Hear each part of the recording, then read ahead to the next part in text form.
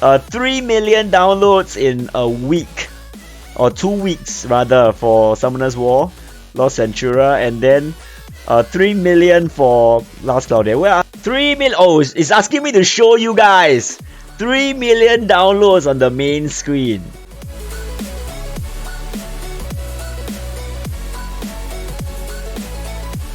I'm gonna be doing first impressions for my girl Maddine. Alright, what's her name? Sea Rover Maddine. What does it sound like? When I see Rover, right? It just reminds me of Land Rover. And let's go. Alright. So first up, STR base. STR pretty decent. Resistance to nail to curse. Okay. Weak against thunder. This is gonna be pretty bad against rays in arena. So I think this is a very bad thing for against arena in arena. Yeah. We're gonna see whether magic actually makes a big difference, because silence is resistant. So we're gonna see whether she actually needs to be casting magic. But okay-ish ailment resistances. And looking at her S1, S2, S3, obviously I don't have the animations with me, but we probably can do that if I happen to pull her, right? So flood trigger, medium area ice combo attack. So it's not sure whether you have to be parallel to the opponent. I mean in the same line as the opponent. We're gonna check that out. Frontal, medium area, long range ice combo attack with an ice tornado. Yeah, this one you have to be parallel. It's like Carl's S2. So he twirls and swirls around and attacks. So I think you have to be. Alright, so S3, Stinghorn, charge and deal frontal ice area ice combo damage. So it's a gap closer.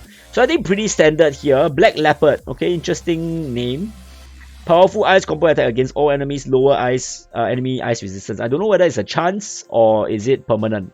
Sorry, not permanent. Is it a guaranteed ice resistance down? If it's a guaranteed ice resistance down, I think that this will be pretty decent, because a lot of times now we have a lot of new units that does elemental resistance down, right? We have one of each color more or less. So ice is the one that we don't really have. So she's probably gonna be in a core number of units, a core unit for ice team. So right now, the ice units that we have, not many, since for a while already, right? The newest, well, I wouldn't even say that he's a pure ice character, is Zekers Mage. Amelia is, one of the better ice units. Celios, Sevia, very, very old. Celios probably still usable, still comparable at this point. But yeah, we are probably missing decent ice units. Princess Lila, the swimsuit bay, kind of falls off at this point, so it's not usable anymore. So basically, definitely moving forward, you guys want to take note of who you want to pull, who you don't need to pull. A lot of times when you just start the game, you want like a different elemental unit at least, right? For different roles, there are different roles with also different elements and stuff like that, so they have a wide range of usable characters. But at this point of time, a lot of you guys are really veterans, so you have a lot of units at your disposal, right? And especially when looking at perm units, right, you probably don't ever need to summon perms, because every DOH or rather whatever limited banners, you will also have these sort of units within the pools itself. So I would say that really the smartest way is to just wait, right? Of course, if you really want the unit, then of course that's a separate issue. But if not, it's always smarter way to spend. Alright, so let's look at this. One-eyed Pirate Queen, okay? Physical attacks have a chance to inflict lock-on. So enemies is more likely to be targeted. So takes physical damage plus 25% and slightly restores HP MP to the unit, defeating it. ends if inflicted on another enemy. So basically, it's her auto attacks or her normal or her skills itself will inflict lock on. The thing is that, okay, so the situation is that locking on the unit, you will make the unit more targetable by all your other units, and you also make the target take more damage. So it's like, particularly good if you want to focus down on a particular enemy. So she has the ability to let your whole team focus down on one unit. So I think that is the interesting part about her, right? But how consistent that is going to be is a question mark. How consistent that is going to be, right? And also the HP part, whereby the unit will recover HP and MP, is just a bonus. It doesn't really change much things. And do take note that it ends when it inflicts on another enemy. So meaning to say, if she is targeting for like 3 units, right? She hits, she wants to target this one unit, but then again, her skills hit multiple targets. Then the lock on can run like haywire. You could be targeting another unit at her skill. So I'm not sure how effective this mechanic can be, but it does seem interesting. Alright, next we're gonna move on to Distant Seaway. So better start.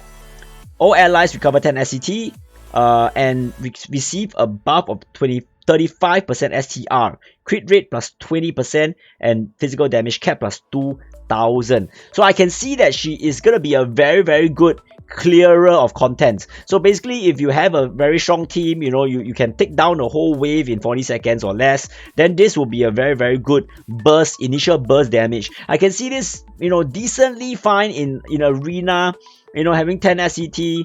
It's very nice. You can all your units can get with Pirate's Ship, and you can even save some SC in terms of putting skill charges. You have to do some calculations yourself, but that stands at 10 SCT, not truly game breaking, but the 35% STR and 20% crit rate, that one is pretty nice.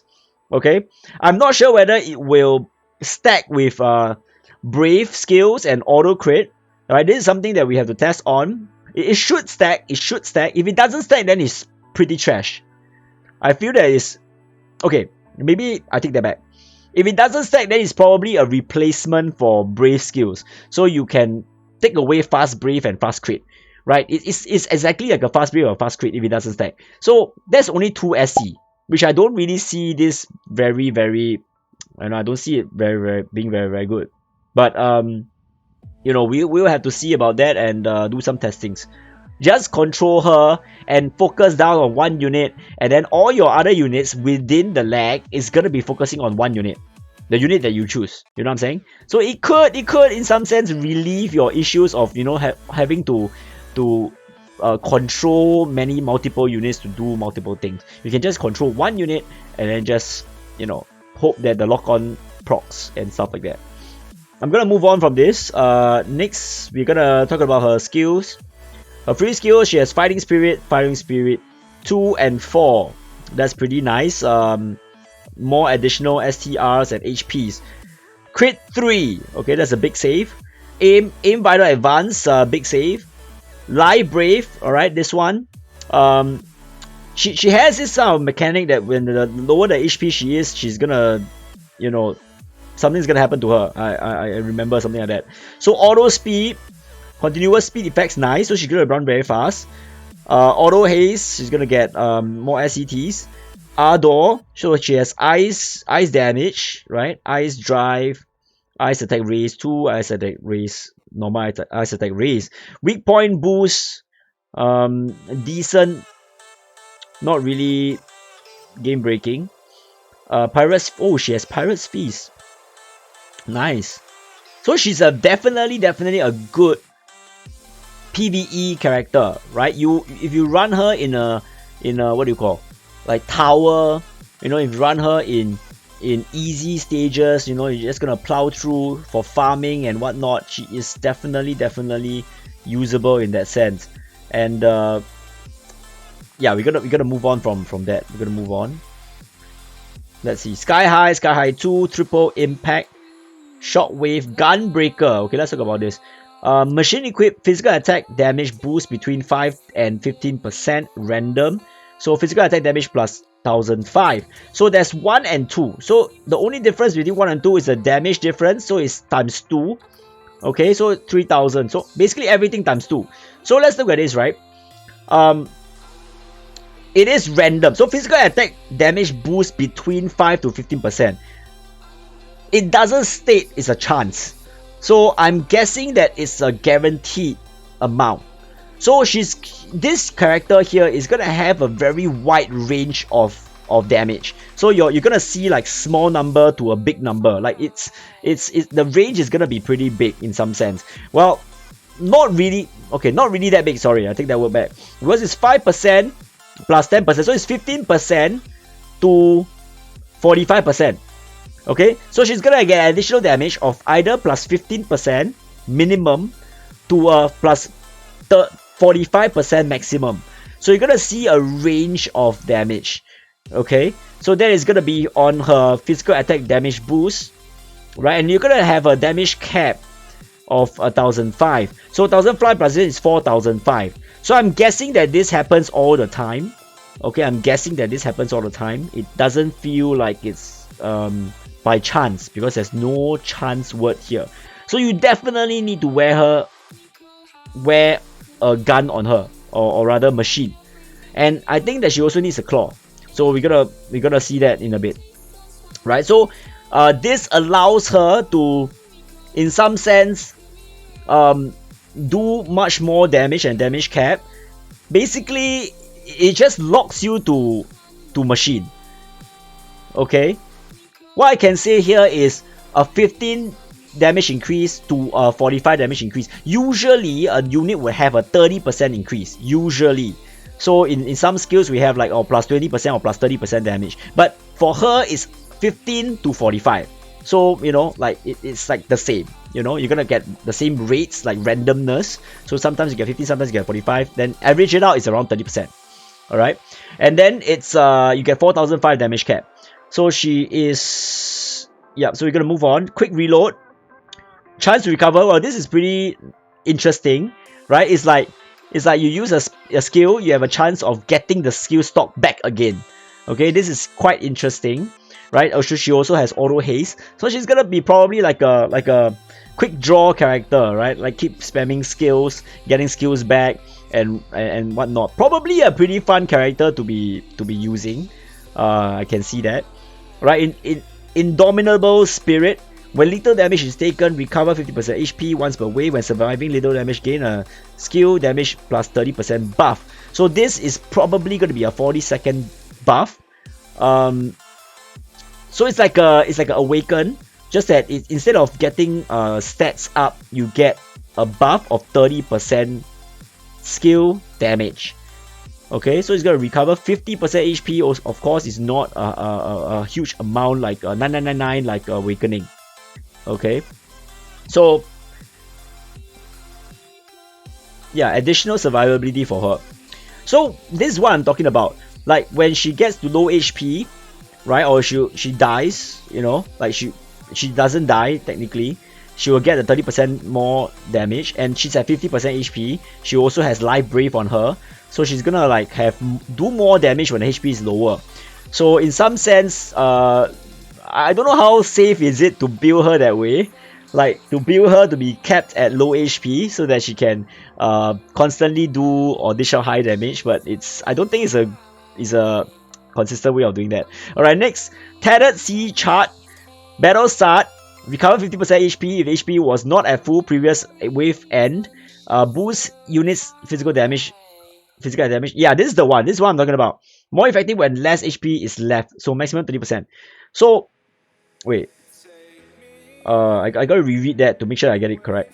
So recover 50% HP if HP was not full at the previous wave, right? So boost units physical attack damage. So more effective when less HP is left. So maximum 30% HP. So 30% damage, I mean. So basically, what it means is that the previous wave, she has to be at low HP, right? Possibly 30% or lesser to trigger 30% max damage, right? Because she would, the following wave, she would get plus 50% HP. I don't think it's easy to activate that. I don't think it's easy to always proc that. That means to consistently make that happen. You could with name giving, right? Because we all know name giving, you reduce your HP to buff someone else, right? So that is maybe possible, but it's risky, and it requires you to play at stages that has multiple waves. It does. If you are going into a boss stage only one wave, then this doesn't really make any difference, and it's probably pretty hard to sort of work to make sure that happens, you know. And battle starts, so I'm feeling that this is also not gonna be a permanent buff. I think that this is something that has a 40-second duration, probably. Okay, so it allows her to really, you know, do burst damage at the beginning of battle start, but I think it will fall off when the fight goes longer. Right, that's my take on that skill. So Revenge Heart. When unit is incapacitated, living allies recover medium HP and receive a defense and MND buff. So it's something like a Sage Zakker's when HP is low, but this one is she has to die, and then you will get, what do you call? You will get a buff. So defense and MND buff. I don't really see that this is like really awesome or something, but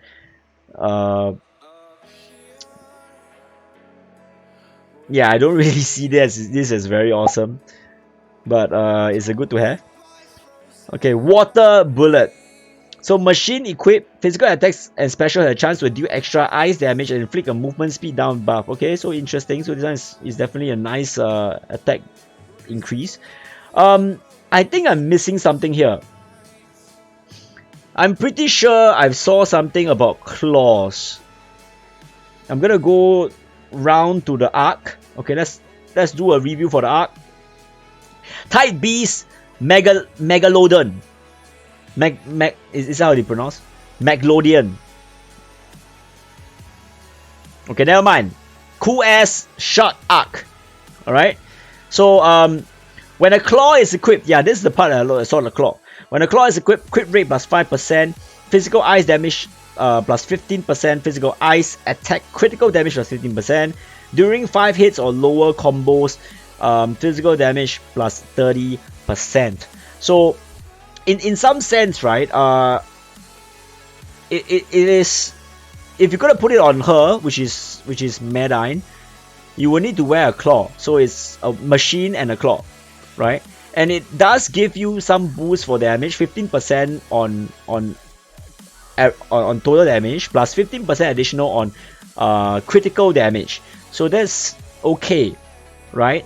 And the part about the 5 hits or lower combos, that's the thing that I'm not sure whether it can be consistently replicated, because it feels like, okay, how is this gonna work, right? Is that if you're gonna cast a skill and you dual wield, right?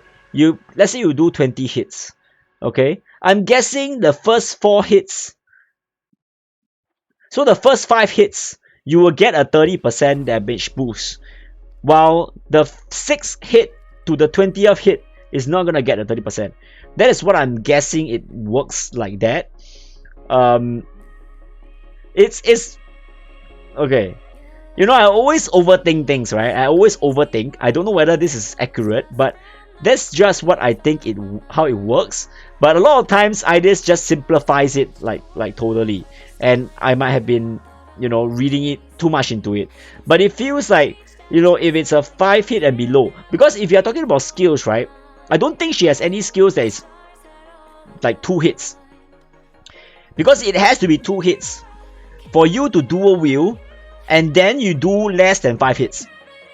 So it means to say that if, let's say, all her skills is like 20 hits, right, or 15 hits or whatever it is, right, how are you ever gonna proc this shit? You know what I'm saying? So you can only proc it with auto attacks, which is, I don't know whether you want to build her like an auto attacker. So far, I don't see any buffs on auto attacking, so I'm not so confident that I can say that auto attacking build is gonna work for her. So If it like 5 hits or lower, it's not easy to do, you know, especially when you do a wheel. Like if I can consistently do that, right, or that's how it works, right, or when I mentioned about the first 5 hits is gonna take 30% more damage, then it may work, you know. She might be built for that. That means her first few hits hit the hardest, has the most multipliers, and then having that burst damage, because it feels like she's a burst character, you know, like battle start, battle start, battle start, battle start. So she feels that she has a lot of potential in terms of being very bursty at the beginning, but you know, just falls off in long fights. So yeah, that's what I think. So basically, the skills wise, mimicry fish, interesting, like what the suck says, you're not gonna make the UR arc usable, right? Because you can add fish to the user. Probably some combos that you can put on her, put on units now that you have fish mimicry. That is interesting. Accelerates special surprise attack is not new. Ice wall, claw high boost is new, which is very nice. I don't really like claw boost, because claw boost is 20% attack power and 20% crit hit power. So crit, right, is random, right? It has a chance. So I don't really like boosts like that, you know, because and a lot of times crit hits usually will cap out anyways. So I would rather my basic white damage to be hitting a higher number than my crits, because crits usually will overkill. You will hit cap already. So I'd rather have 30% physical damage boost, you know. So yeah, but that's just me. Ice High Drive. So we're gonna get Ice High Drive. This is also not on her, not on Maddine. Okay, so if you know, it kind of like what they want to do, right? To couple you wanting the art also, is that they put some skill that the unit doesn't have innately, which she should have, but she doesn't have. Don't know why. And so you really have to pull it to really build her to get that additional 30% damage boost. I think is worth it to get the 30%, provided you already put on all the other stuff that like all the other stuff, meaning like sharp eyes. I feel that sharp eyes is still going to be very important, but she can definitely afford it, I feel, because she already has a lot of the other boosts already innately. Alright, so that's for the skills. That's why you use swords and not claws in most cases. Exactly. Let's look at the Arc Eater reward, which is a claw. Surprise. So so this is a Sacred Sea Beast's Claw. Alright, so we're gonna have Ice Attribute Claw. Right, we don't have an Ice Attribute Claw. Plus HP plus SCR. So it's a 219 SCR. It's decent. When a claw or ice weapon is equipped, when a claw or ice weapon is equipped, this is weird shit.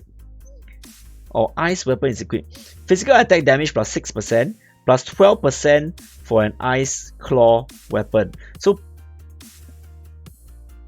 I mean, I don't know, man. Like, what's wrong with the translation? Or is it me not understanding? Like, for you to proc this trait, you have to equip this claw. And this claw is already a claw. And it's also an ice weapon. So why do you have to say it twice? Does it mean that if you wear another ice claw, it's gonna add an additional damage? No, I don't think so. So why does it need to... Can't they just say physical attack damage plus 12%? A few moments later. Yeah, it's self-proccing, correct. But what I'm saying is that, what about another weapon, right? The only reason why they would word it like that is because if I wear another weapon, it's also going to proc for that weapon. You know what I'm saying? That means I can wear an additional ice weapon, and that ice weapon would also proc a 6%. So if that happens, then it makes sense for this type of wording. So if it's based on Maddine, you will never be wearing dual claws. Okay? You will never be wearing dual claws because you want machine. She's all about being a machine. So if you don't have machine on her, you are playing... I don't think you're playing her right, but or I don't think you're playing her the way that she should be played. But you might be able to come up with some weird builds that make her work. Kudos to you. But at this point of time, I don't see her as like she's not designed to wear dual claws, right? And so you will never be wearing dual claws. You probably will be wearing another ice weapon, maybe, but it has to be a machine. So let's take a look at what machine claws, machines we have that would probably fit into that category. Okay, let me filter ice.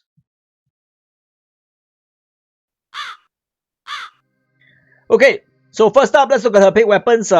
This is the paid machine. Okay, it's a weapon. All right, I got it right. Gunblade Wave Slicer. Okay, I like the name. Ice Element Weapon. Okay, STR 176. Okay, pretty decent. 22 defense, physical attack damage plus 10%, ice attack damage cap plus 1,000. So obviously it's gonna be bringing her damage cap to 5,500, right? Which is yeah, this is pretty decent. Not really game breaking in terms of the physical damage increase, 10%. You know, meh, but definitely good for her. And let's take a look at is that all? Yep, and it's also ice attribute weapon. Alright, so next we have Sea Rover's Coat. Very innovative name. Not really. Okay, it's a cloth. 51 STR, nice. A lot of defense though. So chance to evade magical attacks. When evading, chance to recover 1 second of SCT. Okay. This is gonna be arena-ish. Alright? It does give her 10 thunder resistance, which is very important. She is weak against thunder, which is basically 90% of the arena teams have DB Ray, right? Okay, I'm exaggerating. DB Ray is super predominant in arena, and everybody knows why. And she being weak to DB Ray would mean that there's a chance of DB Ray wiping her ass. Okay, so she has minus 30 thunder resist, which is bad, super bad. And having this will allow it to be minus 20. Okay, I'm not sure whether you can even dual wield her in arena. If you're not gonna be dual wielding, then this will be an interesting item to wear on her. The thing is that I have not really gone through like her some of her skills, like her number of hits and everything. So I probably need to research a little bit more on her first before I can speak in that sense. But at this point of time, it feels that this is definitely arena-ish. Tries to evade magic attacks. So when she evades magic attacks, she can get some skills off. And not only that, when evading, she also gets 1 second of SCT. So this can potentially allow her to, build up her SCT to a large amount, and being able to proc those lock-ons like much easier, right?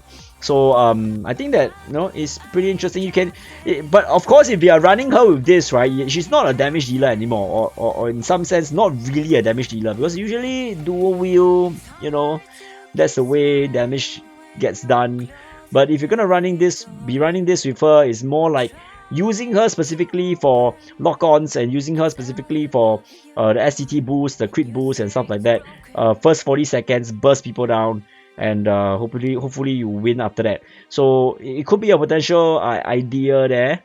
But losing 1 DPS or losing 1 unit to use her is still gonna be the question, whether does she warrant the spot. There's possibly some synergies regarding the arc and the unit itself. Equipping a claw and equipping a machine will probably be what she can be built for or built as. And having the ice high drive is something that you want to teach on her also to boost her ice damage. Right, all in all, I see that she's a very good PvE character. PvP wise, she might be usable. right? Her lock-on skills allows you to focus down on specific units, which is possibly good on in arena. That the only mechanic that allows her to sort of work uniquely in a team, right? So if you are having, like, for example, in boss fights, PvE wise, you can also, like, the lock on could also be useful.